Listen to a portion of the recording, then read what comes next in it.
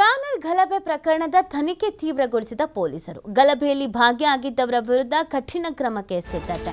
ಪ್ರಕರಣದ ಸಂಪೂರ್ಣ ಮಾಹಿತಿ ಪಡೆದ ನೂತನ ಎಸ್ಪಿ ಪನ್ನೀಕರ್ ಗಲಭೆ ನಡೆದ ಸ್ಥಳಗಳ ಇಂಚಿಂಚು ವಿವರಗಳ ಪರಿಶೀಲನೆ ಮಾಡಿದ್ದಾರೆ.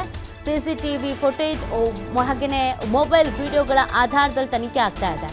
ಈ ಶಾಂತಿ ಭಂಗಕ್ಕೆ ಕಾರಣರಾದಂಥ ಆರೋಪಿಗಳ ಪತ್ತೆಗೆ ವಿಶೇಷ ತಂಡಗಳನ್ನು ರಚನೆ ಮಾಡಿಕೊಂಡಿದ್ದಾರೆ. ಬಂಧನದ ಭೀತಿಯಿಂದ ಕೆಲ ಆರೋಪಿಗಳು ಪರಾರಿಯಾಗಿರುವ ಶಂಕೆ ವ್ಯಕ್ತಪಡಿಸ್ತಾ ಇದ್ದಾರೆ.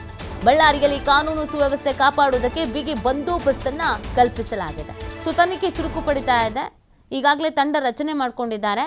ಈ ತಂಡ ಆಲ್ರೆಡಿ ಹುಡುಕಾಟವನ್ನ ನಡೆಸ್ತಾ ಇರೋದು. ಕೆಲವರು ಈ ಘಟನೆ ಆಗ್ತಾ ಇದ್ದ ಹಾಗೇನೆ ಊರಿಗೂರೇ ಬಿಟ್ಟು ಹೋಗ್ಬಿಟ್ಟಿದ್ದಾರೆ, ಸಹವಾಸವೇ ಬೇಡ ಅಂತ. ಹಾಗಾಗಿ ಪ್ರಕರಣದ ತನಿಖೆ ಮತ್ತಷ್ಟು ಚುರುಕಾಗ್ತಾ ಇದೆ. ಈ ಗಲಭೆಯಲ್ಲಿ ಯಾರೆಲ್ಲ ಭಾಗಿಯಾಗಿದ್ರು, ಯಾರ್ಯಾರ ಪಾತ್ರ ಏನೇನು ಅನ್ನೋದು ವೈರಲ್ ಆಗಿರುವ ವಿಡಿಯೋ, ರಿಲೀಸ್ ಆಗಿರೋ ವಿಡಿಯೋದಿಂದ ಗೊತ್ತಾಗಿದೆ ಯಾರೆಲ್ಲ ಭಾಗಿಯಾಗಿದ್ರು ಅಂತ. ಹಾಗಾಗಿ ಆ ವಿಡಿಯೋಗಳ ಆಧಾರದ ಮೇಲೆ ಈ ಪ್ರಕರಣ ನಡೆಯುವ ಸಂದರ್ಭದಲ್ಲಿ ಯಾರ್ಯಾರು ಇದ್ರು ಅನ್ನೋದ್ರ ಬಗ್ಗೆ ಇದೀಗ ತನಿಖೆಯನ್ನು ಮಾಡಲಾಗ್ತಾ ಇದೆ. ಅವರಿಗಾಗಿ ಹುಡುಕಾಟವನ್ನು ನಡೆಸಲಾಗ್ತಾ ಇದೆ. ಇನ್ನು ನೂತನವಾಗಿ ಬಂದಿರುವಂಥದ್ದು SP ಅವರು ಕೂಡ ಸ್ಥಳ ಮಹಾಜರು ಮಾಡಿದ್ದಾರೆ. ಎಲ್ಲಿ ಗಲಾಟೆ ಶುರುವಾಯಿತು, ಎಲ್ಲಿಂದ ಎಲ್ಲಿವರೆಗೂ ಜನ ಇದ್ದರು, ಕಾರ್ಯಕರ್ತರ ಸೇರ್ಪಡೆ ಆಗಿದ್ರು, ಇಲ್ಲಿವರೆಗೂ ಯಾರನ್ನೆಲ್ಲ ವಶಕ್ಕೆ ಪಡ್ಕೊಳ್ಳಲಾಗಿದೆ, ತನಿಖೆ ಹೇಗೆ ನಡೀತಾ ಇದೆ, ಹಾಗೆ ಈ ಪ್ರಕರಣದ ವೈರಲ್ ಆಗ್ತಾ ಇರುವ ವಿಡಿಯೋಗಳು, ಇದೆಲ್ಲದರ ಬಗ್ಗೆ ಅವರು ಗಮನ ಹರಿಸಿದ್ದಾರೆ, ನಿಗಾ ಇಟ್ಟಿದ್ದಾರೆ. ಅದರ ಜೊತೆಗೆ ಬಳ್ಳಾರಿಯಲ್ಲಿ ಕಾನೂನು ಸುವ್ಯವಸ್ಥೆಯನ್ನು ಕಾಪಾಡೋದಕ್ಕೆ ಅಂತ ಬಿಗಿ ಬಂದೋಬಸ್ತನ್ನು ಕೈಗೊಳ್ಳಲಾಗಿದೆ. ಮತ್ತೆ ಯಾವುದೇ ರೀತಿಯಾದಂಥ ಅಹಿತಕರ ಘಟನೆಗಳು, ಅವಘಡಗಳು ನಡಿಬಾರ್ದು ಅನ್ನುವಂಥ ನಿಟ್ಟಿನಲ್ಲಿ ಹೆಚ್ಚಿನ ಅಲರ್ಟ್ ಆಗಿರೋದು.